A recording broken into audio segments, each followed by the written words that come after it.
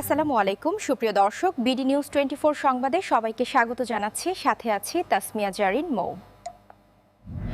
দেশে ফিরতে লন্ডনের হিথ্রো বিমানবন্দরের পথে রওনা দিয়েছেন বিএনপির ভারপ্রাপ্ত চেয়ারম্যান তারেক রহমান। বাংলাদেশ সময় আজ রাত 11:15টায় বাংলাদেশ বিমানের একটি ফ্লাইটে ঢাকার উদ্দেশ্যে রওনা দেবেন তিনি। তার সঙ্গে রয়েছেন সহধর্মিণী ডক্টর জোবাইদা রহমান ও কন্যা জাইমা রহমান।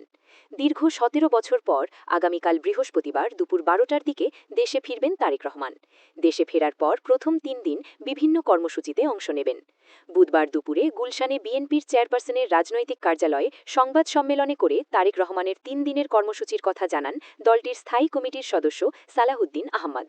তিনি বলেন, আগামীকাল দুপুরে বিমানবন্দরে নামার পর দলের জ্যেষ্ঠ নেতারা তারেক রহমানকে স্বাগত জানাবেন।